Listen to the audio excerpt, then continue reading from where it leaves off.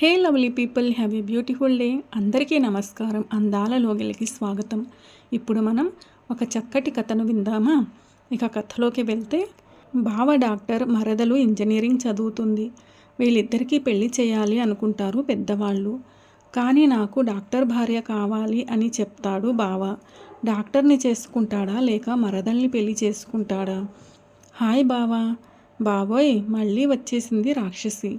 బావా హాయ్. ఒసేయ్, నువ్వు చదివేది ఇంజనీరింగా లేదంటే సౌండ్ ఇంజనీరింగా? ఇంత గట్టిగా అరుస్తున్నావు అంటే? ఏంటో బావా, మీ డాక్టర్లు మరీ సుకుమారంగా ఉంటారు. నిన్ను జీవితాంతం ఎలా భరించాలో ఏంటో. చాలు చాలు ఆపవే తల్లి. ఇప్పుడు నిన్ను చేసుకోవడానికి ఏదో క్యూలో నిల్చున్నట్టు బిల్డప్ ఇస్తున్నావు. నీతో ఈ గోల ఎప్పుడూ ఉండేదే కానీ. అత్త ఎక్కడ ఉంది? కిచెన్లో ఉంది, వెళ్ళు. వెళ్ళకపోతే ఇక్కడే నీతో కాపురం చేస్తానా ఏంటి? పోవే రాక్షసి. నీ నోట్లో నోరు పెట్టాను చూడు. నాకు బుద్ధి లేదు. చి ఆపు బావా నీ సరసాలు. అత్త అత్త. ఏంటే, ఇంటి మీదకి యుద్ధానికి వచ్చావా? లేదు, మా అమ్మ నీకు ఈ గుత్తి వంకాయ ఇచ్చి రమ్మంది. మరి చెవులు కోసిన మేకలాగా ఎందుకు అరుస్తున్నావు? చూడు మామ, బావ ఎలా అంటున్నాడో. పోనీలే తల్లి, వాడి మాటలకు ఏం. కానీ ఈరోజు కాలేజీకి వెళ్ళలేదా? ఎవరితోనో గొడవపడి ఉంటుంది. కాలేజీకి వెళ్తే బెండి తీస్తారు అని ఇంట్లోనే ఉంది. అంతే కదే మీనా? అదేం లేదు అత్త, ఈరోజు వెళ్ళాలి అనిపించలేదు. ఇదిగో అమ్మ వంకాయ కూర ఇచ్చింది, నేను వెళ్ళొస్తా. నన్ను తినేసేలాగా చూస్తున్నాడు నీ కొడుకు. ఉండే కొద్దిసేపు ఇల్లు అంతా సందడి చేసేస్తుంది కదండి. అవును ప్రమీల, చేసుకునేవాడి చెవులు చిల్లులు పడతాయి. చాలే ఊరుకోండి, మీరు కూడా వాడిలాగే అంటున్నారు. కొన్ని రోజులకి, ఒరేయ్ మిథున్, మీనా చదువు పూర్తి అయ్యింది కదరా, పెళ్లి చేసుకుంటావా? మామయ్యతో మాట్లాడనా? అమ్మ మీ అందరికీ ఎన్నిసార్లు చెప్పాలి? నేను దాన్ని నా భార్యగా ఊహించుకోలేను.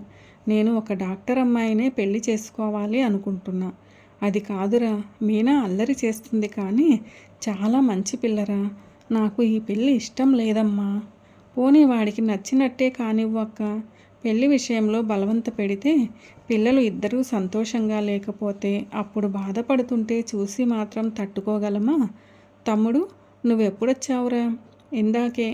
అక్క, అల్లుడిని నువ్వు పెళ్లి గురించి అడుగుతుంటేనే వచ్చాను. కానీ అల్లుడు అభిప్రాయం తెలుసుకుందామని గుమ్మంలోనే ఆగాను. థ్యాంక్స్ మావయ్య, నేను హాస్పిటల్ వెళ్ళి వస్తాను. మరి మీనాకి ఏం చెప్తావురా? దానికి వీడంటే ప్రాణం కదరా.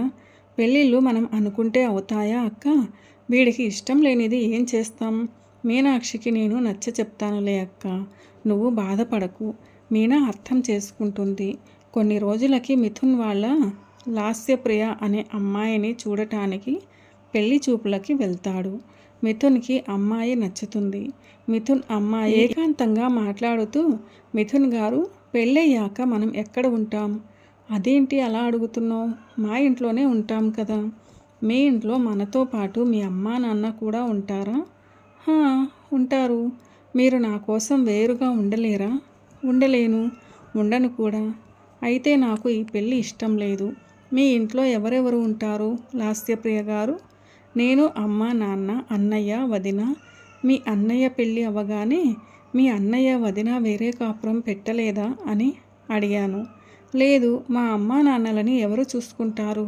మరి వేరే కాపురం పెడితే మా అమ్మా నాన్నని ఎవరు చూసుకుంటారు? కానీ నేను మీలాగే డాక్టర్ని. మీతో పాటు నేను కూడా ఉద్యోగం చేస్తాను. డాక్టరే భార్య కావాలని మీరు ఎలా అనుకున్నారో, భర్తతో వేరుగా ఉండాలి అని నేను అలాగే అనుకున్నా. మిథున్ అక్కడి నుంచి వెళ్ళిపోతాడు. మిథున్ అమ్మాయి వాళ్ళు మన నిర్ణయం అడుగుతున్నారా? అమ్మ, నాకు ఈ పెళ్ళి ఇష్టం లేదు. నేను మీనాని పెళ్లి చేసుకుంటాను.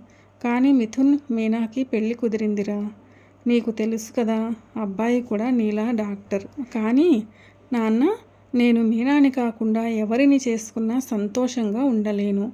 అది నాకు కొంచెం ఆలస్యంగా అర్థమైంది. ఏదైనా వస్తువు మన దగ్గర ఉన్నన్ని రోజులు మనకి దాని విలువ తెలియదురా, దూరం అయ్యాకే తెలుస్తుంది. మీనా కూడా అంతే. ఒకసారి మామయ్యతో మాట్లాడండి. నాన్న ప్లీజ్ అమ్మ. మిథున్ అమ్మా నాన్న మీనా వాళ్ళ ఇంటికి వెళ్ళేసరికి వారం రోజుల్లో ఎంగేజ్మెంట్ పెట్టుకుని ఇప్పుడు ఇలా చెప్పడం కరెక్ట్ కాదు. కానీ మా అమ్మాయికి పెళ్ళి ఇష్టం లేదు. అది మాకు ఇప్పుడే తెలిసింది. మమ్మల్ని క్షమించండి అని చెప్పి ఫోన్ కట్ చేస్తాడు. అదేంటిరా అలా చెప్పావు? మీనాకి పెళ్ళి ఇష్టం లేదా? లేదక్క, తనకి ఇష్టం లేదు. కానీ మా కోసం ఒప్పుకుంది. ఇప్పుడు అల్లుడికి కూడా మీనా అంటే ఇష్టమే. ఇంకా బయట సంబంధం ఎందుకక్క? నీకెలా తెలుసురా తమ్ముడు? మిథున్ మాట్లాడుతున్నప్పుడు బావ నాకు ఫోన్ చేశారక్క. మిథున్ మాటలు అన్నీ మేము విన్నాము. పిల్లలు బాధపడకూడదు అనే ఆ రోజు వేరే సంబంధాలు చూశాము, కానీ మళ్ళీ వాళ్ళ ఇష్ట ప్రకారమే ఈ పెళ్ళి చేద్దాం బావా. సంతోషం బామ్మర్ది. ఇక డైరెక్ట్గా పెళ్ళి చేసేద్దాం, ఏమంటావు? నువ్వు ఎలా అంటే అలా బావా. నెల రోజుల్లో మిథున్ మీనాల పెళ్ళి అంగరంగ వైభవంగా జరిగింది. అందమైన పువ్వులతో అందంగా అలంకరించారు గది అంతా. మీనా కోసం ఎదురు చూస్తున్న మిథున్ నడుము వంపు చూపిస్తున్న తెల్ల చీర, చేతిలో పాల గ్లాస్, తలలో మత్తెక్కించే మల్లెలు, సిగ్గుతో తనని చూడలేక వాల్చిన కనురెప్పలు. అందంగా ముస్తాబైన మీనా లోపలికి రాగానే తననే చూస్తూ ప్రపంచాన్ని మరిచిపోయాడు మిథున్. కాసేపటికి వెళ్ళి మీనాని పట్టుకుని తీసుకుని వచ్చి పక్కన కూర్చోబెట్టుకుని, మీనా, నేనంటే ఇష్టం లేని వాళ్ళకి నాతో ఏం పని? అదేంటే రాక్షసి అలా అంటావు? ఇష్టం లేకుండా ఎలా పెళ్లి చేసుకుంటాను? నా కోసం చేసుకున్నావా ఏంటి? అది ఎవరితో నిన్ను అత్తయ్య వాళ్ళకి దూరం చేయాలి అనుకుంది. దానికంటే నేనే బెటర్ అని చేసుకున్నావు అంటూ మూతి బిగించేసింది. అది కాదు బంగారం, నువ్వు నా పక్కన ఉండి అల్లరి చేస్తుంటే నాకు అర్థం కాలేదే. నువ్వే ఇంటికి రాకుండా ఉండి నాకు కనిపించకుండా తిరిగితే అప్పుడు నాకు ఏదో వెలితిగా ఉండేది. కానీ పెళ్లి చూపుల్లో అర్థమైంది నేను నీతో తప్పితే ఎవరితోనూ సంతోషంగా ఉండలేనని. ఎందుకంటే నాకు తెలియకుండానే నేను నిన్ను ప్రేమించాను. నా తల్లిదండ్రులను నువ్వు అత్తామామలాగా కాకుండా అమ్మా నాన్నలాగా చూసుకుంటావు. సమానంగా చదువుకున్న భార్య కావాలి అనుకున్నాను, కానీ ప్రేమించే భార్య కావాలి అనుకోలేదు. ఇప్పుడు మనస్ఫూర్తిగా చెప్తున్నా మీనా, ఐ లవ్ యూ అంటాడు తన కళ్ళల్లోకి చూస్తూ. నీతో జీవితం పంచుకోవడం నా అదృష్టం మీనా సిగ్గుతో తలదించేస్తుంది. నన్ను క్షమించు మీనా, నిన్ను చాలా బాధ పెట్టాను కదా. ఇంకా ఎప్పుడూ నేను నిన్ను బాధ పెట్టను మీను. అయ్యో బావ, నువ్వు నన్ను క్షమించమని అడగడం ఏంటి? చిన్నప్పటి నుంచి నువ్వంటే పిచ్చి నాకు. అందుకే నీ చుట్టూ చేరి అల్లరి చేసేదాన్ని. నువ్వేమో నన్ను వద్దు అని వెళ్ళిపోయావు. కానీ బావా, నాకు అనిపించేది మనకి ఖచ్చితంగా పెళ్లి జరుగుతుంది అని. అవునా? మరి ఇప్పుడు ఏమనిపిస్తుంది అని మీనా నడుము చుట్టూ చేతులు వేసి తన మీదకి చేరి పెదవులను బంధించేశాడు. కాసేపటికి వదిలి, చెప్పు, ఏమనిపించింది అంటాడు. మీనా బుగ్గలు సిగ్గుతో ఎరుపెక్కాయి.